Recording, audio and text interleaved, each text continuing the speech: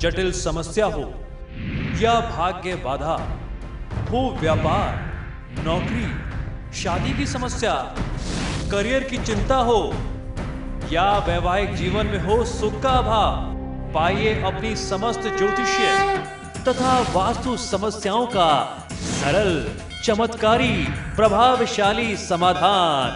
एक जाना माना और विश्वसनीय नाम, आचार्य पंडित श्री वैभवनाथ शर्मा जी, काशी के 400 वर्ष पुराने प्रतिष्ठित और अंतरराष्ट्रीय ख्याति प्राप्त राज ज्योतिषी परिवार की 8वीं पीढ़ी के ज्योतिषी और वास्तु शास्त्री आचार्य पंडित श्री वैभवनाथ शर्मा जी के द्वारा व्यक्तिगत या फिर फोन पर अपॉइंटमेंट लेने के लिए कॉल करें 9818300146, 9990724131 या फिर ईमेल करें sharma.vaibhav@gmail.com पर।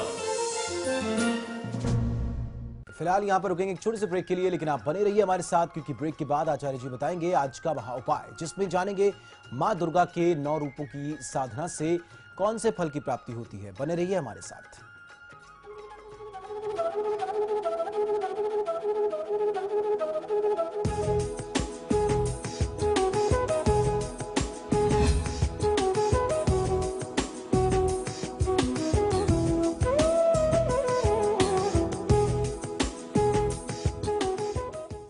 ब्रेक के बाद स्वागत है आपका। चलिए अब जानते हैं क्या है आज का महा उपाय।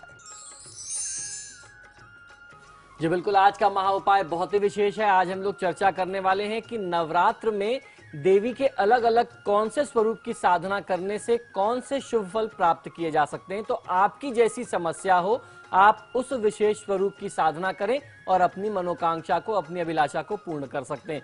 तो सबसे पहली बात करते हैं माता शैलपुत्री की। मां शैलपुत्री की साधना जो है भौतिक एवं आध्यात्मिक इच्छा की पूर्ति करती है। मां ब्रह्मचारिणी की यदि कोई साधना करता है तो विजय एवं आरोग्यता की प्राप्ति होती है। यानी अगर कोई व्यक्ति अस्वस्थ है और अपना समाज में अपना मान प्रतिष्ठान बढ़ाना चाहता है, अपनी प्रतिष्ठा बढ़ाना चाहता है, विजय प्राप्त करना चाहता है, तो उसे द्वितीय स्वरूप की आराधना जरूर करनी चाहिए। मां चंद्रघंटा की साधना करने से पाप ताप व बाधाओं से मुक्ति प्राप्त होती है। तो जो भी पाप ताप, किसी भी प्रकार के जाने अनजाने पाप हो गए हो, अगर आपको ऐसा संदेह होता है तो आपको तीसरे स्वरूप की पूजा आराधना अवश्य करना चाहिए। मां कूष्मांडा की साधना करने से आयु, यश, बल व ऐश्वर्य की प्राप्ति होती है। स्कंद माता की साधना आराधना करने से कुंठा, गृह कलह या किसी भी प्रकार का क्लेश हो, द्वेष हो, उससे आपको मुक्ति मिल जाती है। मां कात्यायनी की साधना करने से धर्म, काम एवं मोक्ष की प्राप्ति होती है तथा भय का नाश होता है। अगर मान लीजिए मन में अनजाना सा भय बना होता है और आप धर्म, काम और मोक्ष की प्राप्ति चाहते हैं, तो आपको मां के स्वरूप की आराधना करनी चाहिए। कात्यायनी स्वरूप की साधना आपके लिए विशेष फलदायी हो सकती है। अब बात करते हैं मां कालरात्रि के स्वरूप की। यदि व्यापार में, रोजी रोजगार में, आपकी नौकरी में, सर्विस में, जॉब में बहुत ज्यादा दिक्कत आ रही है, कुल मिलाकर के कहा जाए आपके करियर में बहुत ज्यादा प्रॉब्लम है, तो आपको कालरात्रि स्वरूप की आराधना कर लेना चाहिए। इससे आपके संबंध भी जो हैं वो मजबूत होते हैं और इन सभी समस्याओं से, खासतौर पर नौकरी रोजगार से संबंधित जो बाधाएं होती हैं, व्यापार से संबंधित जो बाधाएं होती हैं, वह दूर हो जाती हैं। अब बारी है महागौरी स्वरूप की। माता महागौरी के स्वरूप की आराधना करने से विवाह की बाधाएं भी दूर होती हैं, मनपसंद जीवन साथी भी मिलता है। तो मां महागौरी के स्वरूप की साधना आराधना भी की जा सकती है। इसके लिए मां कात्यायनी का स्वरूप भी माना गया है।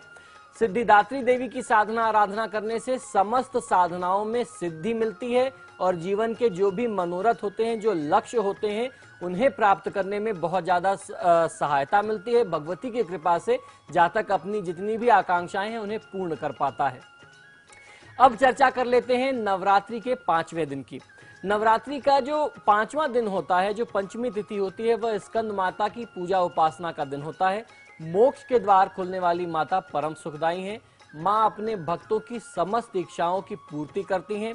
श्रुति और समृद्धि से युक्त छांदोग्य उपनिषद के प्रवर्तक सनत कुमार की माता भगवती का नाम है और अतः उनकी माता होने से कल्याणकारी शक्ति के अधिष्ठात्री देवी को 5वीं दुर्गा स्कंद माता के रूप में हम जानते हैं।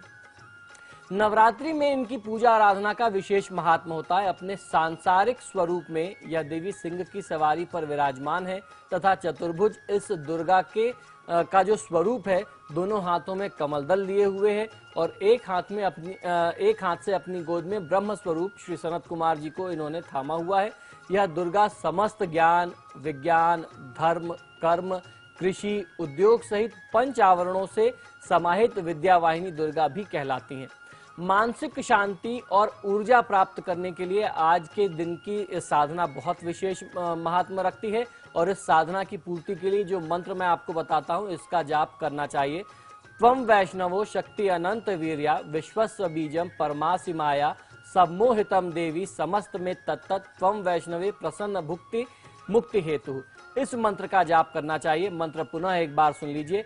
त्वं वैष्णवो शक्ति अनंत वीर्या विश्वस्व बीजम परमासि माया सम्मोहितम देवी समस्त में तत्त त्वं वै प्रसन्न भुक्ति मुक्ति हेतु। इस मंत्र का जाप किसी भी साधक को 2100 बार करना चाहिए और हवन में जब आप दशांश हवन करते हैं तो कम से कम देसी घी का प्रयोग आपको हवन में आहुति के लिए प्रयोग करना चाहिए। और अगर आप दशांश हवन नहीं भी कर पा रहे हैं तो 101 बार या 108 बार आपको हवन में आहुतियां इस मंत्र के साथ अवश्य देनी चाहिए। हमारे साथ एक कॉलर भी इस बीच है, नरेंद्र पूछिए अपना सवाल। जी प्रणाम। जी नमस्कार, बताइए। मेरी डेट ऑफ बर्थ है 17 सितंबर 1965। जी। समय सुबह 3:50 स्थान जी। बीकानेर। जी। मुझे मेरा तो बृहस्पति में राहु कांत चल रहा है जी। तो ये पीरियड मेरे लिए हर तरह से शुभ फल रही है।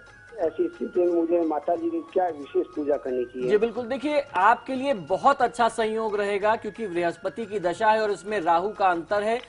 माँ पीताम्बरा का जो स्वरूप है, माँ बगलामुखी का जो स्वरूप है, उससे उपयुक्त साधना आपके लिए कुछ नहीं हो सकती। तो आपको करना ये चाहिए कि देवी के स्वरूप में माँ पीताम्बरा का ध्यान करें। माँ पीताम्बरा या जो जिनको बगलामुखी कहते हैं, उनके स्वरूप, उनके चित्र बाजार में मिलते हैं। अभी भी आपके पास समय है, उनकी एक आप फोटो लेकर के आइए अपने पूजा स्थान में जहां पर आपने देवी की स्थापना कर रखी है। और अगर स्थापना नहीं भी की हुई है, कोई बात नहीं है, चिंता का विषय नहीं है। अपने पूजा स्थान में उस चित्र को आप स्थान दें और नवरात्र के पावन दिनों से आरंभ करके नियमित 45 दिन तक पीले पुष्पों से आपको उनकी आराधना करनी चाहिए। माँ बगलामुखी को या माँ पीताम्बरा का जो स्वरूप है, उन्हें पीली चीजें ही अर्पित की जाती हैं। थोड़ी सी दही लीजिए और दही के कोने में एक चुटकी हल्दी अपने हाथ से डालिए और वह भोग माता को अर्पित करिए। ये उनका विशेष भोग होता है। तो इस तरीके से यदि आप करते हैं तो मैं समझता हूं कि बृहस्पति में ये जो राहु का आपके ऊपर प्रकोप है, ये बहुत आसानी से नियंत्रित हो सकता है। और आपको उनके सामने 2 धूपबत्तियां जला करके या दीपक जला करके प्रार्थना करना है कि जो भी कष्ट हैं आप उन्हें दूर करें। माँ आपका कल्याण अवश्य करेंगे। चलिए, आपके सितारे में इतना ही। आचार्य जी, आप स्टूडियो में आए, बहुत बहुत शुक्रिया। जय दुर्गे। तो फिलहाल के लिए इतना ही, लेकिन खबरें समाचार प्लस पर लगातार जारी हैं।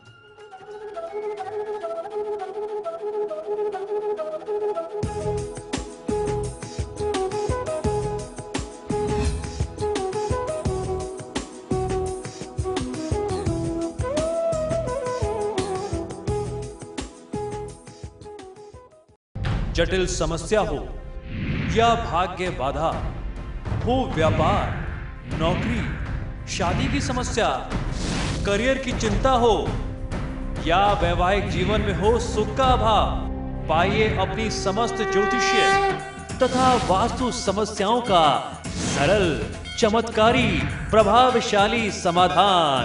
एक जाना माना और विश्वसनीय नाम, आचार्य पंडित श्री वैभवनाथ शर्मा जी।